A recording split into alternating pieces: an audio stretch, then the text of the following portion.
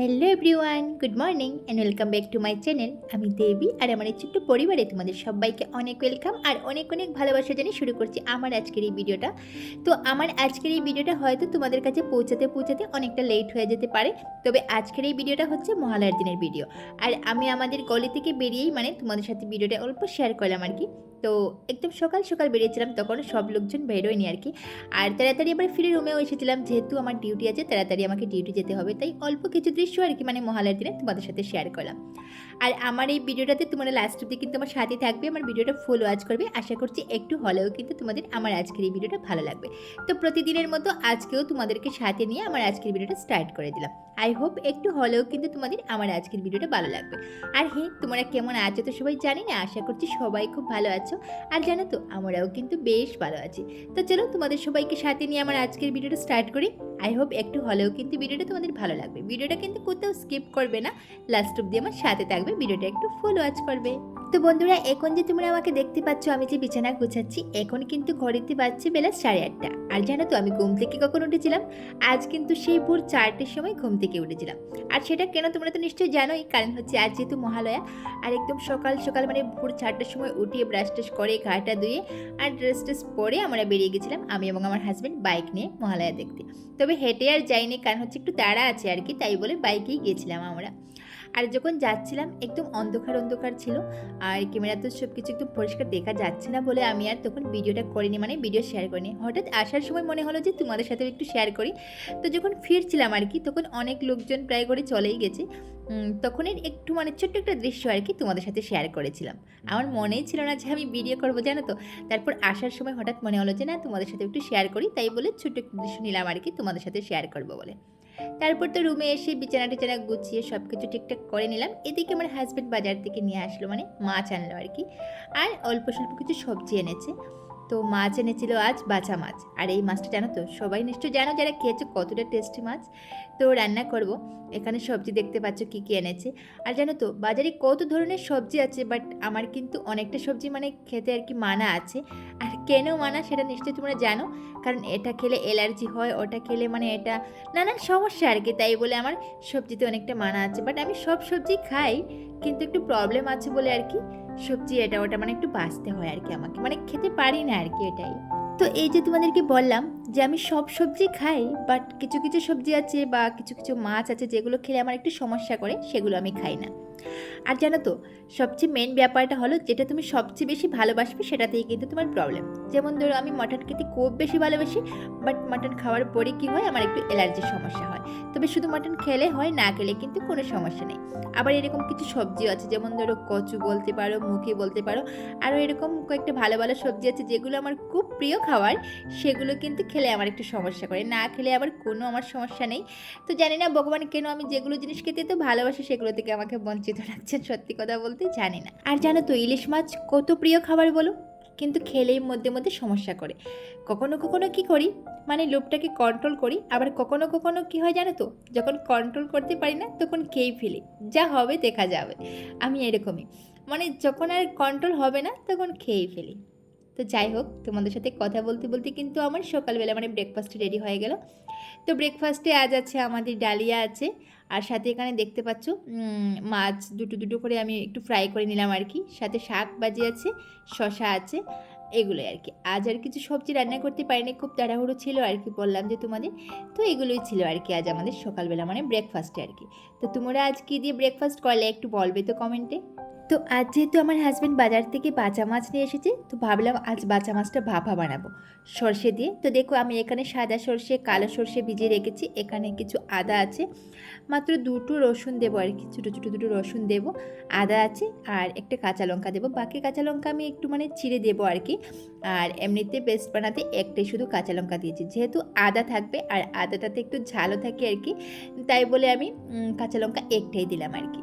তো আজ যেহেতু বাঁচা মাছ ভাপা বানাবো, তার কারণ কি জানো তো, এমনিতে তো বাঁচা মাছ ভাপা খেতে খুবই ভালো লাগে, আর আরেকটা কারণ হলো আমি যেহেতু ইলিশ মাছ খেতে পাচ্ছি না, আর ইলিশ মাছ ভাপাটা কতটাই টেস্ট বলো, সেই টেস্টটা আর কি নিতে আমি ওই বাঁচা মাছটা ভাপা বানাচ্ছি, যেহেতু ইলিশ মাছের টেস্ট তো কোনোভাবেই আসবে না।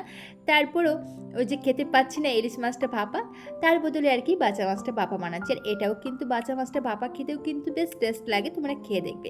তো আমি এখানে সর্ষে পেস্ট করে নিয়েছি, আর এবার তাতে তোমরা দেখেছো আমি একসাথে কিন্তু সর্ষে আদা সব কিছু পেস্ট করে নিয়েছি। এবার তাতে দেবো একটু বেশি করে সর্ষে তেল দিতে হবে, যেহেতু ভাপা বানাচ্ছি তেল তো একটু বেশি পরিমাণে দিতেই হবে। তোমরা হয়তো বলবে যে সবসময় তুমি বলো যে তুমি তেল একদম অল্প পরিমাণে দেও, আর এবার যে দেখলাম একটু বেশি করে দিলে, কারণ হচ্ছে ভাপা বানাতে তেল তো একটু লাগবেই, তাই বলে একটু বেশি করে তেলটা দিয়ে দিলাম আর কি। আর তোমরা কে কে আমার মতো মাছ ভাপা খেতে ভালোবাসো, বাঁচা মাছ বলো আর সর্ষে ইলিশ ভাপা বলো, মানে কে খেতে ভালোবাসো, আমার তো খুব ভালো লাগে।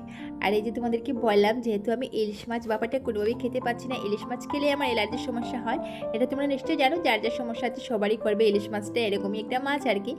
তো তাই বলে বাঁচা মাছটা বানাচ্ছিলাম আর কি ভাপা। তো এই যে দেখো আমি কাঁচা লঙ্কা চিড়ে দিয়েছি 4-5টা মতো, আর একটা কাঁচা লঙ্কা শুধু পেস্ট মানে বানানোর সময় দিয়েছিলাম আর কি, সব কিছু যে আদা তারপর শসা সব কিছুর সাথে একটা দিয়েছিলাম। আর বাকি তো আদা আছে, আদাটাতে মানে একটা ঝ্যাং থাকে আর কি বলবো তোমাদের, ইলিশ পাপার মতো আর কি, সেমই হয় মানে ওই বাচ্চা মাছ পাপাটা, বাট ইলিশ মাছ একটা স্যান্ড থাকে, সেই স্যান্ডটা কিন্তু কোনোভাবেই তুমি তাতে পাবে না। তো যাই হোক, খেতে কিন্তু দারুণ টেস্ট হয়েছিল বাপাটা যখন বানিয়েছিলাম। আর তোমরা কে কে খেতে ভালোবাসো আবার বলছি জানাবে তো আমাকে, আমার কিন্তু খুব ভালো লাগে বাপা খেতে আর কি।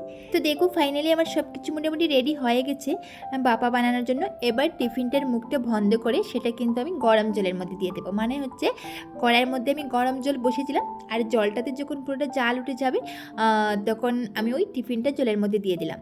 আর যখন থেকে জালটা উঠবে তখন থেকে মানে আধা ঘন্টা মতো এই টিফিনটা আর কি জলের মধ্যে থাকবে, ভালো করে যেন ভাপাটা হয় আর কি। তো আধা ঘন্টার মধ্যে থাকলে মোটামুটি বেশ ভালোভাবে ভাপাটা হয়ে যাবে, ভেতরে মাছ কাঁচা থাকার কোনো মানে সম্ভাবনাই থাকবে না। তো সবশেষে দেখো আমার বাপা হয়ে গেছে, রান্নাবান্না মোটামুটি কমপ্লিট। আর এবার আমি কিছু কাপড় কেচে দিয়েছিলাম, আর এগুলোই রোদ্রে দিচ্ছি, সেটা তোমাদের সাথে শেয়ার করছি আর কি। তো কিছু কাপড় বলতে অনেকটা কাপড়ই কেচে দিয়েছিলাম, কারণ হচ্ছে কয়েকদিন থেকে তো খুব বৃষ্টি পড়ছে, তোমরা নিশ্চয়ই জানো। আজও মোটামুটি বৃষ্টি বৃষ্টি একটু মানে মেঘলা মেঘলা ভাব আছে আর কি। তো তারপরেও কিছু কাপড়ে কেচে দিয়েছিলাম, কারণ হচ্ছে কয়েকদিন থেকে কাপড়গুলো জমিয়ে রেখেছিলাম জানো তো। আর বৃষ্টি পড়লে কিন্তু আমি কোনোভাবেই কাপড়গুলো কেচে দেই না, কারণ হচ্ছে কিন্তু ওই যে কাপড়ে একটা গন্ধ গন্ধ করে, কীরকম একটা করে আর কি। আর যতই তুমি ফ্যানের নিচে শুকাও এটা ওটা করো, কাপড়টা কিন্তু ততটা মানে রৌদে শুকানোর পর যেরকম হয় সেরকম কিন্তু কোনোভাবেই হয় না। তো এদিকে আমি রান্নাটা কিছুটা রান্না করে তারপর এদিকে কাপড় মানে কাচতে গিয়েছিলাম আর কি, কাপড় কেচে কিছুটা কাপড় রোদ্রে দিয়ে আবার কিন্তু আমি রান্না করে চলে এসেছি। আর এখানে দেখো আমি লাউ বানিয়েছিলাম আর কি। তো আজ আর কিন্তু লাউটা বড়ি দিয়েও বানাইনি আর মাছ দিয়েও বানাইনি, শুধু শুধু এমনিতে কালো জিরে ফোড়নে দিয়ে আর লাউটা বানিয়েছিলাম। আর জানো তো লাউ এমন একটা সবজি যেটা মাছ দিয়ে খেতেও ভালো লাগে আর নিরামিষ খেতেও ভালো লাগে। তবে হ্যাঁ, লাউয়ে কিন্তু বেশি ঝাল দেওয়া যাবে না। তো আমি লাউটা পুরোটা মোটামুটি বয়েল হওয়ার পর তারপর 3-4টে মতো কাঁচা লঙ্কা তারপর চিড়ে লাউয়ের মধ্যে দিয়েছিলাম। প্রথমে দিলে পরে কী হয় জানো তো, পুরোটা কাঁচা লঙ্কা থেকে মানে ঝালটা বেশি বেরিয়ে আসলে পরে, বেশি ঝাল হয়ে গেলে পরে লাউয়ের যে মিষ্টি মিষ্টি ভাবটা আছে সেটা চলে গেলে পরে কিন্তু আর ভালো লাগে না। তাই বলে লাউটা পুরোটা বয়েল হওয়ার পরই কিন্তু আমি কাঁচা লঙ্কাগুলো চিড়ে দিয়েছিলাম। আর সবশেষে যে মাছগুলো আমার লাগবে না, যেগুলো লাগলো সেগুলো তো আমি রান্না করে নিলাম, বাকিগুলো আমি ফ্রাই করে কিন্তু রেখে দিলাম। আর আমার রান্নাটা না সবসময় তাড়াহুড়োর মধ্যে থাকে, তাই বলে সবসময় সব কিছু ভালোভাবে তোমাদের সাথে শেয়ার করতে পারি না। যখন যেটুকুখানি পারি তোমাদের সাথে শেয়ার করি, যে সব কিছু যে একদম সিরিয়ালে তোমাদের সাথে শেয়ার করব সেটা কিন্তু আমার দ্বারা হয় না। তো দেখো এখানে লাউ বানিয়েছিলাম, সাথে তো শাক ভাজি আছে, আর এখানে হচ্ছে বাঁচা মাছের ভাপা বানিয়েছিলাম। এইগুলো ছিল আজকের আমাদের দুপুরের খাবার। তো আমরা এদিকে খেতে থাকি আর তোমরা ভিডিওটা পুরোটা ওয়াচ করতে থাকো। আর আজকের ভিডিওটা ছিল আমার এই পর্যন্তই। আর হ্যাঁ, তোমাদেরকে বলতে ভুলে গেলাম, এটা হচ্ছে আমাদের রাত্রের খাবার। তো রাত্রে ছিল রুটি আর তার সাথে ছিল আলু ভাজি। তো চলো ভিডিওটা এখানেই এন্ড করবো, ফিরছি খুব তাড়াতাড়ি আরও একটা নতুন ভিডিওর সাথে। ততক্ষণে তোমরা সবাই খুব ভালো থাকো, সুস্থ থাকো, আর হ্যাঁ তোমাদের পরিবারের সকলকে নিয়ে ভালো থাকো। আর যারা ইউটিউব চ্যানেল থেকে আমার ভিডিওটা দেখছো অবশ্যই কিন্তু চ্যানেলটা সাবস্ক্রাইব করে রাখবে, আর যারা ফেসবুক পেজ থেকে দেখছো প্লিজ আমার পেজটা ফলো করবে। তো বন্ধুরা আজকের ভিডিওটা এই পর্যন্তই থাক, ফিরছি খুব তাড়াতাড়ি আরও একটা নতুন ভিডিওর সাথে। ততক্ষণে তোমাদের সবাইকে টাটা।